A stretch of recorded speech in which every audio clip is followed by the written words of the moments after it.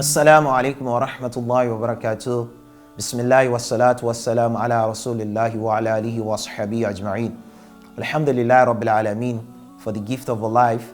Allah subhanahu wa ta'ala, it is by His mercy that He grants us another series for today, which is the episode 14 of this great series in the month of Ramadan. It is by the mercy of Allah, not by our might, not by our actions or by whatever we've done, that we think it is the one that grants us all these opportunities we see. Alas, it is by the mercy of Allah. So this extent, we will continue with the Asma'ul Husna, which is the beautiful names of Allah. As it is said, it is beautiful, which means we seek things that are beautiful from the most beautiful one also. Allah subhanahu wa ta'ala says in the Quran that if you want something, وَإِذَا سَأَلَكَ عِبَادِي هَنِّي فَإِنِّي قَرِيبٌ أُجِيبُ دَعْوَةَ الدَّاعِ إِذَا دَعَانِي فَلْيَسْتَجِيبُونِي وَلْيُؤْمِنُوا بِي لَعَلَّهُمْ يَرْشُدُونَ. That if my servant asks you, O Muhammad, about me, tell them I'm closer to them. I answer the request of those who ask from me. So that is why we use the names of Allah to request something from Him, because He will surely answer you. So that is why this will take us to the next of the names of Allah subhanahu wa ta'ala, which is Al-Karim.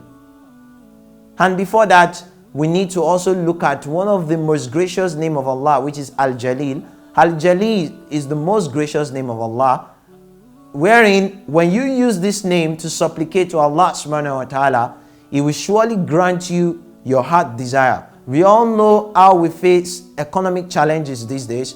We face social challenges, family challenges.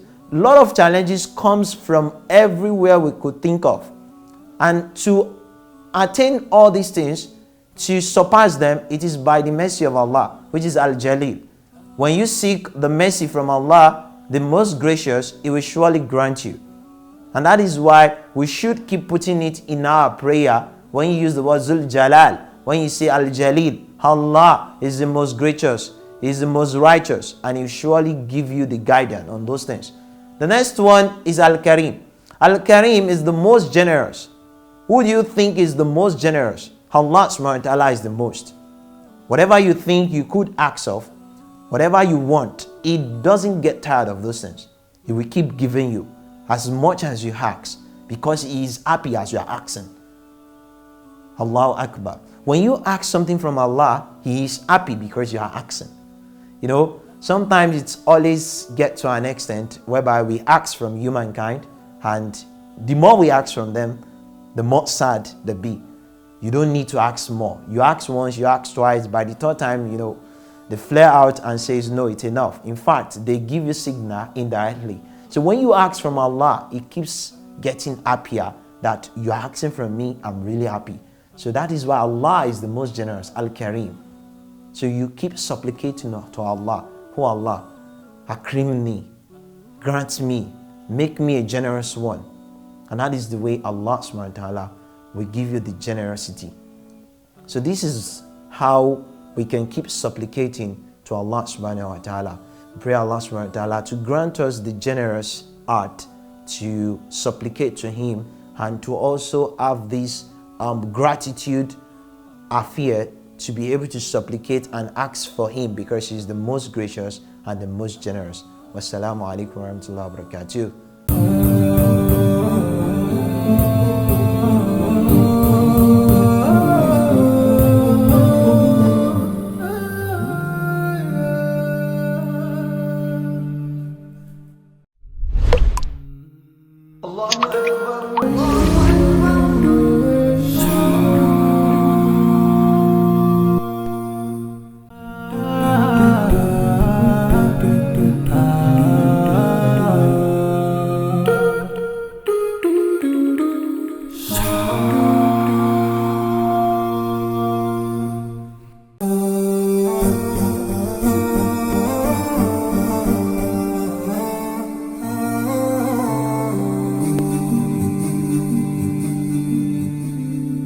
Assalamu alaikum wa rahmatullahi wa barakatuh. I'm Khadija Ibrahim, a fashion designer. I am Nuruddin Ogundikpe. I am a prodigy at Penn. And we are on the Big IQ show on RTV Africa.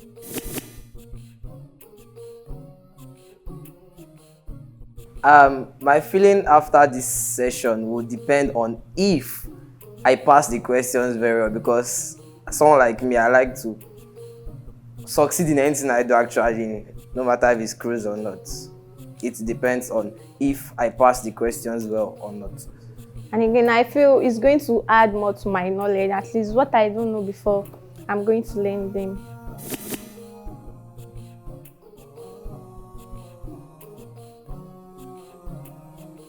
I'll ask counsel. Can we get any other a synonym for counsel?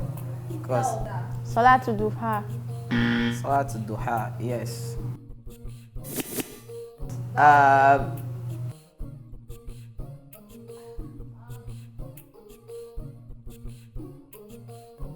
Al-Quran. 100%. We learned that at the last boot camp we attended, so yeah, 100%.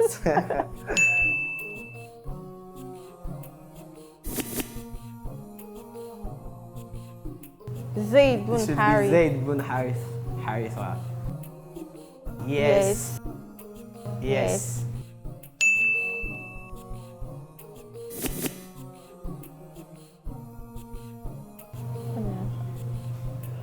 The prophet that was sent to the people of Ad. I think Prophet Ud. Since I don't know the answer, I'm going with my partner then. Prophet Ud. Yes. Oh, nice one.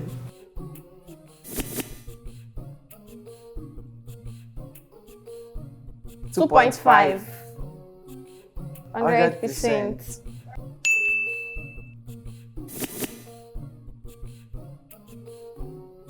Soul.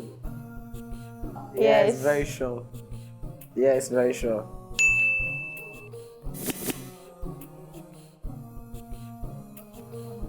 Any Quran verse? Okay. Bismillahirrahmanirrahim. Qul huwa Allahu ahad. Say is Allah the one.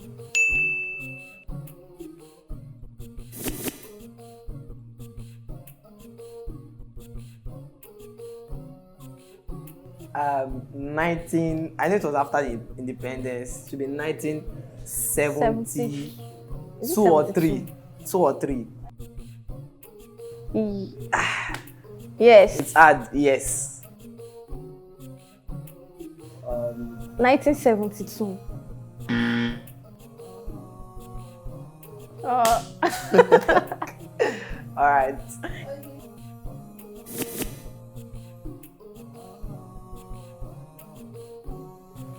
West Africa.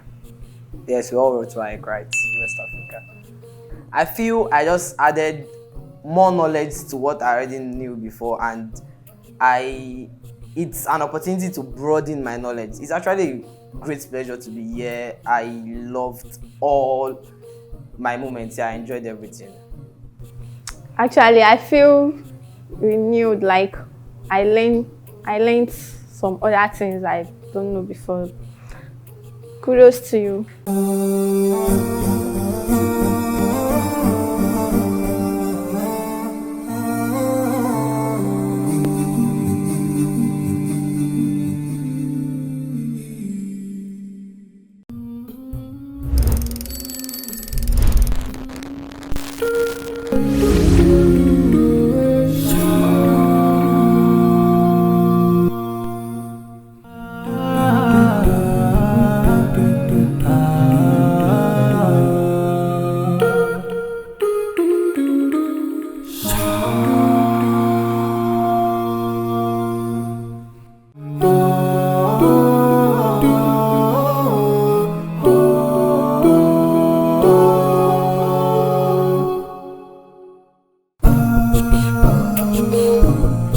Assalamu alaikum. Wa alaikum salam. How are you? Good, nice meeting you. Same here. Yeah, I'm Saidat Tobilobade Tayo, popularly known as Sugar Girl. Oh. I know you too. My name is Zainab Akonu. I don't have a K. Okay. So Zainab works for me. So I am a researcher by profession and a social entrepreneur. So I research in the area of humanities. I have my first and second degree in philosophy and a third degree. I'm on the third degree. That's very nice. Thank you. And I run a non-governmental organization. I run an NGO, Pad the Queen Initiative, where we distribute reusable sanitary pads to young girls from low-income communities. So, may I know you too? Yeah, I said that already. My name is Zainab Akoni. I'm a fashion designer. Wow. My brand name is Panoply and Wardrobe.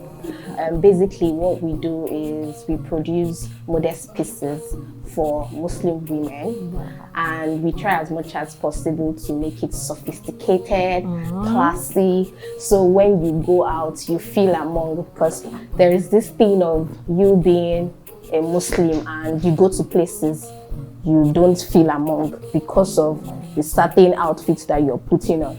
So we try to make you look good at every point in time. Yeah, sounds nice. Yes, and about the sanitary, I think that's what your NGO does. I think that's really amazing because, I mean, the price of sanitary pad these days, it's crazy. It's crazy. Thank you for the kind words. Yeah. What really would you say your work means to you? Because for you to run an NGO organization, sorry, I think that's a lot. So how do you feel about it? My work as a researcher and as a social entrepreneur, it's about passion for me. Passion to produce knowledge as a researcher, to excavate archives, to dig deep into our knowledge base and come up with new knowledge as solution to new problems, contemporary challenges. It gives me joy. You know, I often get the question, don't you get tired of reading? And I tell people, I really do not get tired of reading. Get bored? I don't get bored of reading. It gives me joy. It's more fulfillment for me. Likewise, Pad the Queen Initiative, creating solution to the menace of period poverty gives me joy. Gives me a sense of fulfillment that I'm going back to the society. One, because I was once a young girl in the shoes of this young girl. Yes. Growing up and then, you know, economic challenges, not being able to afford sanitary products and all. And now it's even worse than it was. So seeing myself creating a solution to an age-long problem gives me joy. So basically my work gives me a sense of fulfillment and it comes from a place of passion. I think that's amazing. Barakallahu fi. I mean, and your work as a fashionista, I can see you're so enthusiastic about it. How do you feel about it? I mean, I feel like it's my life. That's how I tell people that what I do is my life, and basically because I don't see myself doing something else. I've never seen myself fitting into another space except this, and the fact that I had the opportunity to grow it, to build it with passion, a lot of passion, and you, daily as you grow, you see that you can see the growth. You can see how from today you are moving from 200 clients to 300 clients, that you can see that these are my clients. I mean, I think it's very amazing and I'm really passionate about Honestly, you're doing a great job because it's not easy running a business in Nigeria of these days. So business, managing people, I mean, that's a great job. Barakallahu I feek. mean, Okay, so Zainab, we're in the blessed month of Ramadan now, and I'd like to know, what does it mean to you? What does Ramadan mean to you? Ramadan means a lot of things to me. First off, I think it's an avenue to be closer to Allah. Second off, I think it allows you to be conscious about your actions, your words, the places that you are, the things that you say. So it brings a sense of consciousness to you. You're fasting, number one. It's a month of purity. So you're expected to be in a purified state in both your thinking. And I think it also allows you to purify your body, your mind, and your soul. Yeah. It's also a state of peace it comes with a lot of opportunities. So you are conscious about your act. Yeah. You want something from him and you are conscious. It's different from when randomly people will just do things. But this time around, I know that I am doing it solely because this is the month of Ramadan. Ramadan, yeah. May Allah subhanahu wa ta'ala accept it from us. Ameen. So for me, Ramadan is a time for me to have a communion with my Lord. You know, it's time for me to bond with my Lord in ways that I would never be able to achieve in other parts of the year except for Hajj, which I pray to Allah to make it easy for me soon. So I see Ramadan as a time, okay, this is me and my Rob in a very deep conversation, in a very deep relationship. Ramadan gives me the opportunity to return to my Lord, Yes. to seek the mercy of my Lord. And one other thing I take Ramadan as is a period of istijaba. So I go into Ramadan with a list of prayers and conviction that my dua will be accepted. I go into it with that mindset that, okay, Ramadan, I am in Ramadan, I am speaking with my Lord, and everything I want will be accepted. I owed Ramadan there, yes. I owed it so there, alhamdulillah. We witness more of it, and may Allah accept our ibadat. I owed it so dear, Lord. It's a time that I look forward to, and I'm glad that we are in Ramadan. May Allah accept our ibadat in this moment.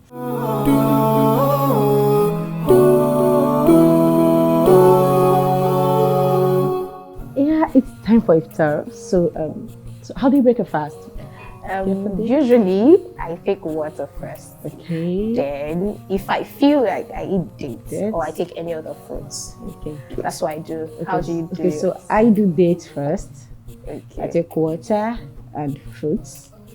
I think mine is from this thing of wanting to clear the space. Everywhere is dry, so let me use water to push it. Then I do dates because I don't know, the sugary content or something tend to energize me fast. Oh, okay. So That's fine. that's why I do dates. Shall we? It's time for Iftar. Yes. Bismillah. So I'll do dates. Okay. Let me just behave myself and take dates.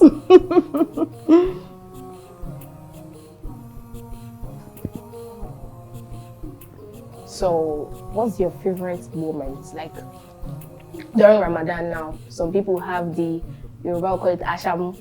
That's where they'll go. Everybody's excited to go to the mosque as a family to pray. Then when you come back, so what's your own favorite Ramadan moment? I think my favorite Ramadan moment was my childhood and precisely Iftar period.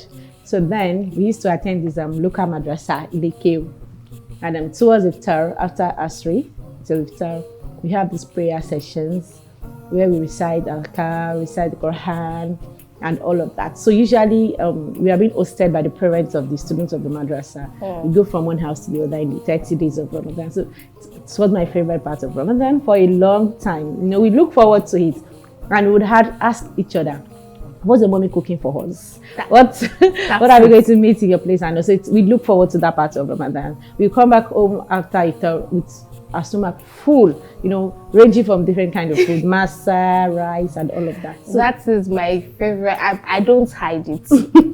Every week. We try not to go during the weekdays because my parents will go to work. But weekends, everybody that is hosting us, so they're available during the weekends. It's amazing. You have excess of food. Yes. You eat a lot. We take out. And my mother is always like, kill it too fishy. It's a lot.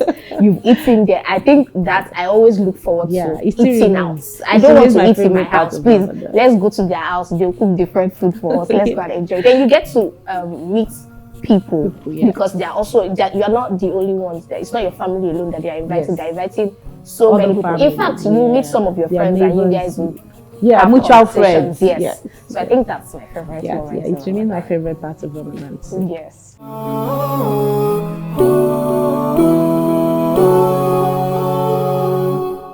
Okay, so now it's time for us to have our iftar. Yes. But then I really do not know what is in this plate. So what do you think it is? Can I bless?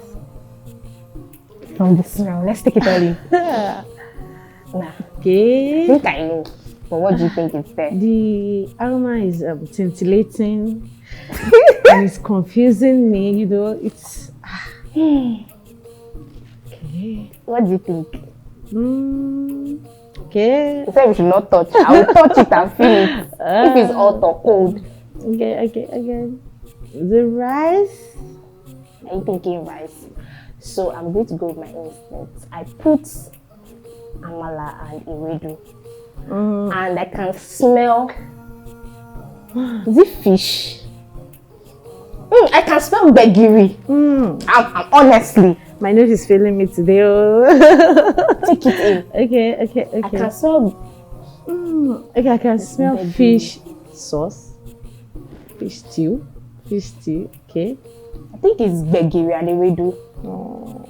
Okay, so let's see what's there. We're supposed to agree. My nose is telling me something different from what your nose is telling you.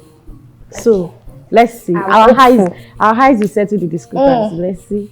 My instincts never fail. I got it. Honestly. My village people, fish, got it. Begiri. I tried. I said I can perceive fish stew. I eat amala and begiri every day. You took me back to Badon. Where my store is, there's one amala spot there. So I eat amala and begiri every day. Wow. Every day, honestly. Wow. Since I opened my store. So you could easily figure this is what begiri smells like. Okay. This is looking tempting. Fish. Begiri. Oh God. Okay. I deserve an accolade. Please, I deserve 2 fish inside this Should I just bowl. Should I put this there? No, it's fine. Me and Nishoji Kokoro. Okay, so let's just do it first.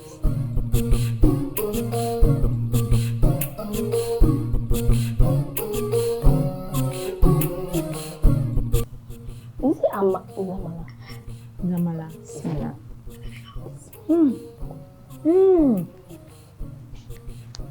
The last time I tasted this was in Ibadan. Ibadan. Yes. This If is you really ever come nice. to my store, my friends, clients will come over because they want to taste that amala Maybe I in should. Mushe. Should I come break my fast there tomorrow? Inshallah. Maybe I should. But this will taste really nice. Yeah. What's name? So I'm going to rate this meal, this amala, begiri, and ewedu that we call abula, Yeah, Abula. 8/10. Ah. Very nice. I'm not trying to, but this is 10/10 for me. This is 10/10 for me. Everything complete. From the begiri to the ewedu, but the egusi in the ewedu is the real deal. 10/10 You like for me. egusi and ewedu. Yeah, it's been a wonderful time with you, Sister Zainab. Honestly. And, I do hope to see you some other time. Inshallah. Honestly, I think more thanks to How TV for bringing, you know, yes. I wouldn't have met you if not for them. Same I was here. a bit, okay, who is this person I'm going to Skeptical. meet? How is it going to turn out? But I must confess, it's been a wonderful time out with you. Alhamdulillah. Jazakallah khairan. And And many thanks to Out TV, the crew, and everyone who has hosted us today. I am indeed very grateful, and I'm sure Sister Zainab is also Of grateful. course, I'm very grateful. Jazakumullahu khairan to Khairan. you all. May Allah in His infinite mercy bless you and Ameen, bless you ameen, and be yours. ameen. Jazakumullahu khairan.